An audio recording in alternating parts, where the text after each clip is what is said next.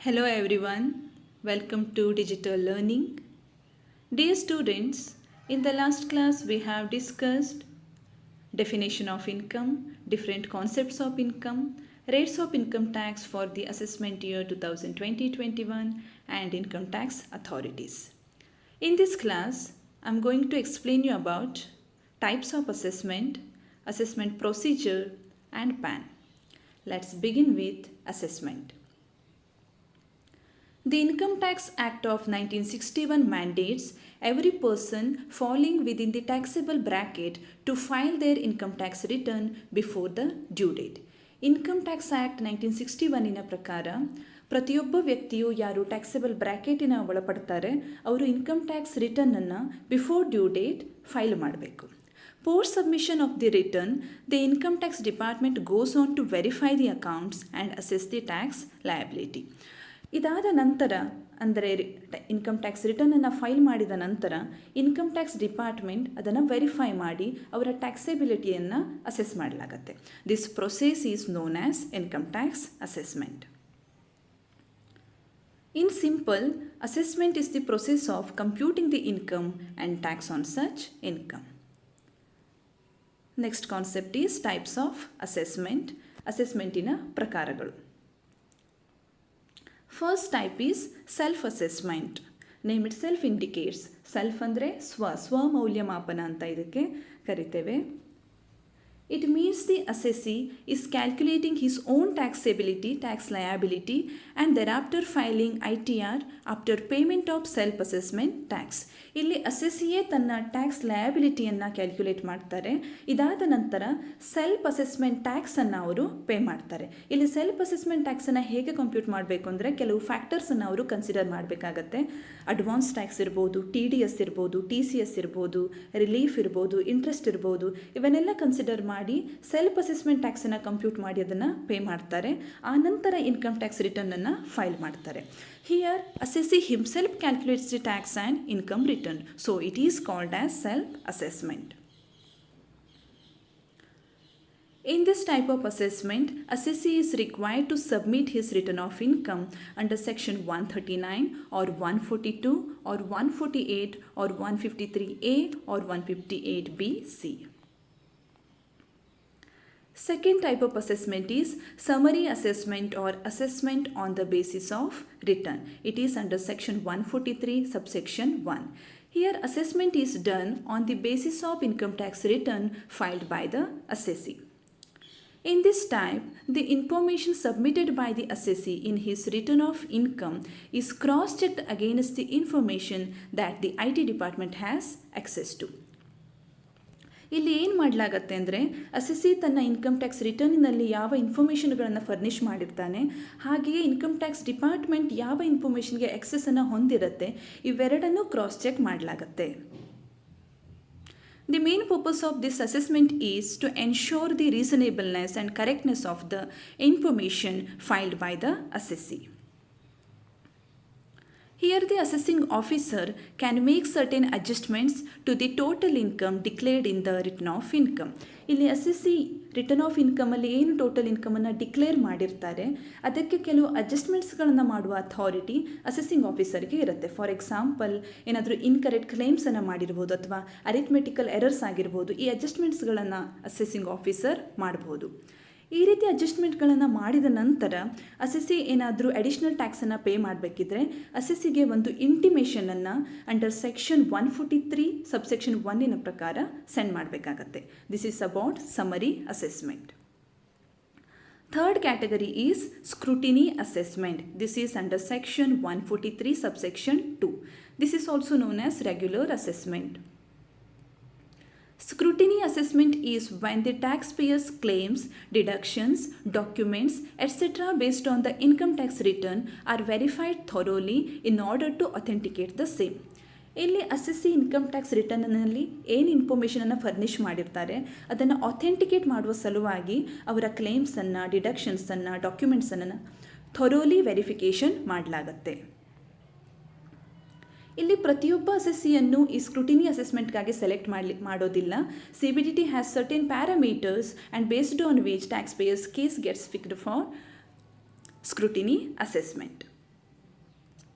ಇಲ್ಲಿ CBDT ಕೆಲವು ಪ್ಯಾರಾಮೀಟರ್ಸನ್ನು ಹೊಂದಿರುತ್ತೆ. ಆ ಪ್ಯಾರಾಮೀಟರ್ಸನ್ನು ಆಧಾರವಾಗಿಟ್ಟುಕೊಂಡು ಯಾವ ಅಸೆಸಿಯ ಕೇಸನ್ನು ಸ್ಕ್ರೂಟಿನಿ ಅಸೆಸ್ಮೆಂಟ್ಗಾಗಿ ಸೆಲೆಕ್ಟ್ ಮಾಡಬೇಕು ಅಂತ ಡಿಸೈಡ್ ಮಾಡಲಾಗುತ್ತೆ. ಈ ರೀತಿ ಯಾವ ಅಸೆಸಿಯ ಕೇಸು ಸ್ಕ್ರೂಟಿನಿ ಅಸೆಸ್ಮೆಂಟಿಗೆ ಸೆಲೆಕ್ಟ್ ಆಗಿರುತ್ತೆ ಅವರಿಗೆ ಒಂದು ಕಂಪಲ್ಸರಿ ನೋಟಿಸನ್ನು ಕೊಡಲಾಗತ್ತೆ. ನೋಟಿಸನ್ನು ಕೊಟ್ಟ ನಂತರ ಆ ಅಸೆಸಿ ಎವಿಡೆನ್ಸನ್ನು ಪ್ರೊಡ್ಯೂಸ್ ಮಾಡ್ತಾರೆ.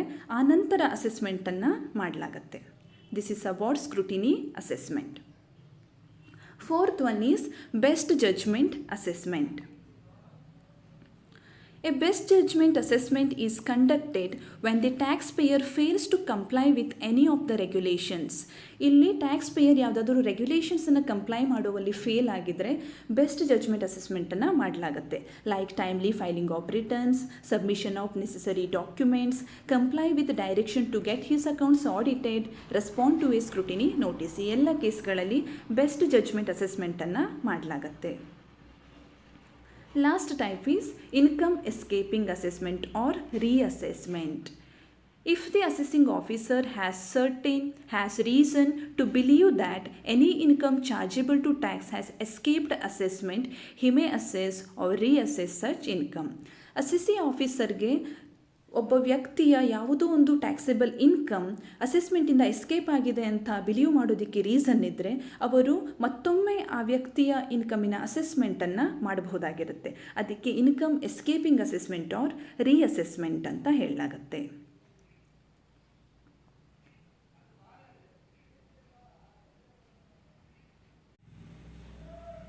Let's discuss assessment procedure. Here the main concept is filing of return of income under section 139 subsection 1. Then what is this return of income? It is a format in which assessee furnishes information regarding his total income and tax payable on such total income. ಇದೊಂದು format ಆಗಿರುತ್ತೆ. ಇದರಲ್ಲಿ assessee ತನ್ನ total income ಮತ್ತು tax payable on total income ಇದಕ್ಕೆ related ಇರುವಂತಹ ಎಲ್ಲ ಇನ್ಫಾರ್ಮೇಷನ್ಗಳನ್ನು ಫರ್ನಿಷ್ ಮಾಡಿರ್ತಾರೆ. It is the declaration of income by the assessee in prescribed format. ಇದು ಅವರ ಇನ್ಕಮಿನ ಡಿಕ್ಲರೇಷನ್ ಆಗಿರುತ್ತೆ. ಒಂದು ಪ್ರಿಸ್ಕ್ರೈಬ್ಡ್ ಫಾರ್ಮ್ಯಾಟಿನಲ್ಲಿ ಅವರು ಇದನ್ನು ಡಿಕ್ಲೇರ್ ಮಾಡಿರ್ತಾರೆ. Next provision regarding filing of return of income under section 139 subsection 1. Companies and firms. Companies ಮತ್ತು ಫರ್ಮ್ಸ್ಗಳಿಗೆ ಇನ್ಕಮ್ ಟ್ಯಾಕ್ಸ್ ರಿಟರ್ನ್ ಫೈಲ್ ಮಾಡುವಲ್ಲಿ ಏನು ಪ್ರೊವಿಷನ್ಸ್ ಇದೆ? Companies and firms are compulsorily required to file return of income for every previous year on or before the due date in a prescribed form. Company ಮತ್ತು ಫರ್ಮ್ಗಳು ಕಂಪಲ್ಸರಿಯಾಗಿ return of ಇನ್ಕಮನ್ನು file ಮಾಡಬೇಕು. ಅದು on or before due date file ಮಾಡಿರಬೇಕು. Even in case of loss, they are compulsorily required to file return of loss. ಒಂದು ವೇಳೆ ಅವರು ಲಾಸನ್ನು ಇನ್ಕರ್ ಮಾಡಿದರೂ ಕೂಡ ಅವರು ರಿಟರ್ನ್ ಆಫ್ ಲಾಸನ್ನು ಫೈಲ್ ಮಾಡಬೇಕು. Second one, provisions for individual, HUF, AOP, BOI and artificial juridical person.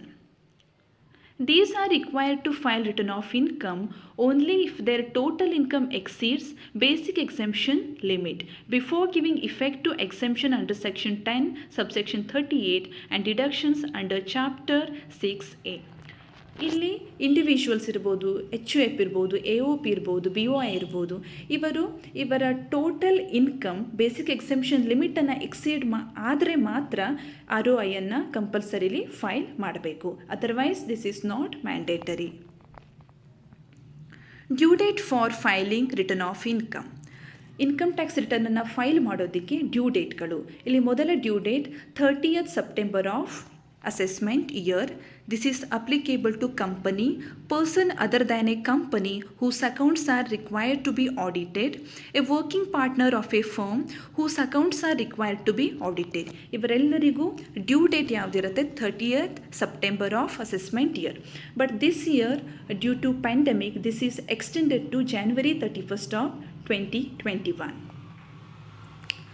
Next due date is 31st July of assessment year.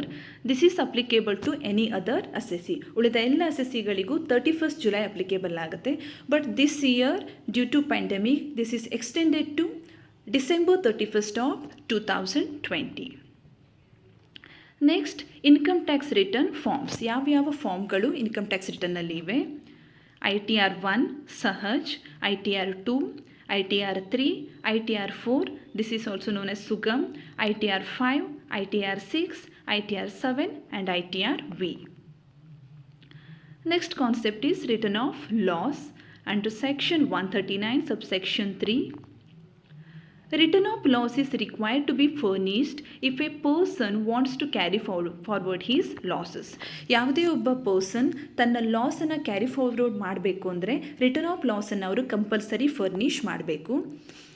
ಯಾವ್ಯಾವ ಲಾಸನ್ನು carry forward ಮಾಡೋದಕ್ಕೆ ಅವರು ROL ಅನ್ನು ಫರ್ನಿಷ್ ಮಾಡಬೇಕು ಅಂದರೆ business loss, speculative or otherwise, capital loss, loss from the activity of owning and maintaining race horses, loss from business specified. ಈ ಎಲ್ಲ ಲಾಸ್ಗಳನ್ನು carry forward ಮಾಡಬೇಕು ಅಂದರೆ ವಿದಿನ್ ಡ್ಯೂ ಡೇಟ್ ಅವರು ರಿಟರ್ನ್ ಆಫ್ ಲಾಸನ್ನು ಕಂಪಲ್ಸರಿಲಿ ಫರ್ನಿಷ್ ಮಾಡಬೇಕು. Belated return under section 139 subsection 4. If any person has not furnished a return of loss within time allowed under section 139 subsection 1, he may still furnish the return of income. ಒಬ್ಬ ವ್ಯಕ್ತಿ due ಡೇಟಿನ ಒಳಗಾಗಿ return of ಇನ್ಕಮನ್ನು ಫರ್ನಿಷ್ ಮಾಡಿಲ್ಲ ಅಂದರೆ ಅವರಿಗೆ ಮತ್ತೆ return of ಇನ್ಕಮನ್ನು ಫರ್ನಿಷ್ ಮಾಡೋದಕ್ಕೆ ಅವಕಾಶ ಕೊಡಲಾಗತ್ತೆ. ಅಂತಹ ರಿಟರ್ನಿಗೆ ನಾವು ಬಿಲೇಟೆಡ್ ರಿಟರ್ನ್ ಅಂತ ಹೇಳ್ತೇವೆ. ಇಲ್ಲೂ ಕೂಡ ಒಂದು ಟೈಮ್ ಪೀರಿಯಡನ್ನು ಫಿಕ್ಸ್ ಮಾಡಲಾಗಿದೆ. Before the end of the relevant assessment year or before the completion of the assessment, whichever is earlier. Assessment ಇಯರಿನ ಎಂಡ್ ಅಥವಾ ಅಸೆಸ್ಮೆಂಟ್ ಕಂಪ್ಲೀಟ್ ಆಗುವಂತಹ ಡೇಟ್, ಇವೆರಡರಲ್ಲಿ ಯಾವುದು ಅರ್ಲಿಯರ್ ಆಗಿರುತ್ತೆ ಆ ಡೇಟಿನ ಒಳಗಾಗಿ ಅವರು ರಿಟರ್ನನ್ನು ಫೈಲ್ ಮಾಡಬೇಕು. This is known as belated return. Next concept, revised return under section 139 subsection 5. If an assessee after filing the return of income discover any omission or wrong statement in the return filed, he may furnish a revised return. Assessee ತಾನು return of ಇನ್ಕಮನ್ನು file ಮಾಡಿದ ನಂತರ original ಇರ್ಬೋದು ಅಥವಾ belated ಇರ್ಬೋದು, ಇದನ್ನು ಫರ್ನಿಷ್ ಮಾಡಿದ ನಂತರ ಏನಾದರೂ ಮಿಸ್ಟೇಕ್ಸ್ ಅಥವಾ ಒಮಿಷನ್ಸ್ ಅದರಲ್ಲಿ ಇದೆ ಅಂತ ಅವರಿಗೆ ಅನಿಸಿದರೆ ಅವರು ಇನ್ನೊಂದು ರಿಟರ್ನ್ ಆಫ್ ಇನ್ಕಮನ್ನು ಫೈಲ್ ಮಾಡ್ಬೋದು. ಇದಕ್ಕೆ ರಿವೈಸ್ಡ್ ರಿಟರ್ನ್ ಅಂತ ಹೇಳ್ತೇವೆ. ಇಲ್ಲಿ ರಿವೈಸ್ಡ್ ಅಂತ ಮೆನ್ಷನ್ ಆಗಿದೆ. This is belated. Okay, original or belated.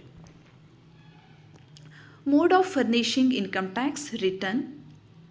First one paper return, second one electronic return with digital signature, third one transmitting the data in the return electronically and thereafter submitting the verification of the return in form ITR-V, transmitting the data electronically in the return under electronic verification code. ಈ 4 ಮೋಡ್ಗಳಲ್ಲಿ income tax ರಿಟರ್ನನ್ನು ಫರ್ನಿಷ್ ಮಾಡಬಹುದು.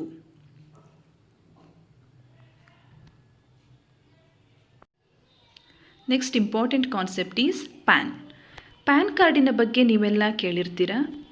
PAN stands for Permanent Account Number. Let's see the meaning of PAN.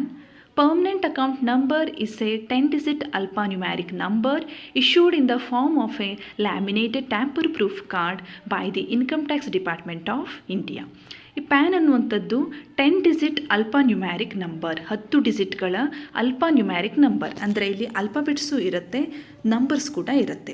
Issued in the form of a laminated tamper proof card. ಇದನ್ನು laminated tamper proof ಕಾರ್ಡಿನ ಫಾರ್ಮಲ್ಲಿ issue ಮಾಡಲಾಗುತ್ತೆ. And it is issued by income tax department of India. PAN is unique to an individual or entity and it is valid across India. Next, utility of PAN. PAN enables the department to identify or link all transactions of the PAN holder with the department. PAN ಹೋಲ್ಡರಿನ ಎಲ್ಲ ಟ್ರಾನ್ಸಾಕ್ಷನ್ಗಳನ್ನು identify ಮಾಡೋದಕ್ಕೆ ಅಥವಾ link ಮಾಡೋದಕ್ಕೆ PAN useful ಆಗುತ್ತೆ. These transactions include tax payments, TDS, TCS credits, return of income, specified transactions, correspondence et cetera. ಈ ಎಲ್ಲ ಟ್ರಾನ್ಸಾಕ್ಷನ್ಗಳನ್ನು link ಮಾಡೋದಕ್ಕೆ ಅಥವಾ identify ಮಾಡೋದಕ್ಕೆ ಡಿಪಾರ್ಟ್ಮೆಂಟಿಗೆ ಈ PAN ಅನ್ನುವಂಥದ್ದು ಯೂಸ್ಫುಲ್ ಆಗಿರುತ್ತೆ. Let's see the structure of PAN. ಇದು ಪ್ಯಾನಿನ ಸ್ಟ್ರಕ್ಚರ್ ಆಗಿರುತ್ತೆ. Aayakar Vibhag, Bharat Sarkar, income tax department, government of India, permanent account number card. Here you are seeing 10 digits alphanumeric number. 10 ಡಿಜಿಟ್ಗಳ ಅಲ್ಫಾನ್ಯೂಮ್ಯಾರಿಕ್ ನಂಬರನ್ನು ನೀವಿಲ್ಲಿ ನೋಡ್ತಾ ಇದ್ದೀರಾ. ಇಲ್ಲಿ ಮೊದಲ 3 ಅಲ್ಫಾಬೆಟ್ಸ್ ಎಯಿಂದ ಝಡ್ ಸಿರೀಸಲ್ಲಿ ಬರುವಂತಹ ಅಲ್ಫಾಬೆಟ್ಸ್ ಆಗಿರುತ್ತೆ. 4ನೆಯ ಲೆಟರ್ ಅನ್ನೋದು it stands for status of the card ಹೋಲ್ಡರಿನ ಸ್ಟೇಟಸನ್ನು ಇಂಡಿಕೇಟ್ ಮಾಡೋದಾಗಿರುತ್ತೆ. ಸಪೋಸ್ ಇಲ್ಲಿ ಎ ಅಂತ ಇದೆ. ಎ ಅಂದರೆ ಅಸೋಸಿಯೇಷನ್ ಆಫ್ ಪರ್ಸನ್ಸ್, ಬಿ ಅಂತ ಇದ್ದರೆ ಬಾಡಿ ಆಫ್ ಇಂಡಿವಿಜುವಲ್, ಸಿ ಅಂತ ಇದ್ದರೆ ಕಂಪನಿ, ಎಫ್ ಅಂತ ಇದ್ದರೆ ಫರ್ಮ್, ಆನಂತರ ಪಿ ಅಂತ ಇದ್ದರೆ ಇಂಡಿವಿಜುವಲ್. ಈ ರೀತಿಯಾಗಿ ಕಾರ್ಡ್ ಹೋಲ್ಡರಿನ ಸ್ಟೇಟಸನ್ನು ಇಂಡಿಕೇಟ್ ಮಾಡುವಂಥದ್ದು 4th ಲೆಟರ್. 5th ಲೆಟರ್ ಬಂದು ಕಾರ್ಡ್ ಹೋಲ್ಡರಿನ ಲಾಸ್ಟ್ ನೇಮ್ ಅಥವಾ ಸರ್ ನೇಮಿನ ಫಸ್ಟ್ ಲೆಟರ್ ಆಗಿರುತ್ತೆ. ನೆಕ್ಸ್ಟ್ ಬರುವಂಥದ್ದು 4 sequential numbers and last one alphabetic check digit ಆಗಿರುತ್ತೆ. ದೆನ್ ಹಿಯರ್ ನೇಮ್ ಅಂದರೆ name of card holder, first name, middle name, surname, and father's name, first name, middle name, surname, and date of birth ಇರುತ್ತೆ. Card holder signature ಇರುತ್ತೆ and card holder's photo ಇರುತ್ತೆ. This is the structure of PAN. Students, we reached the end of first chapter introduction. These are my references. Happy learning, all the best, and thank you so much.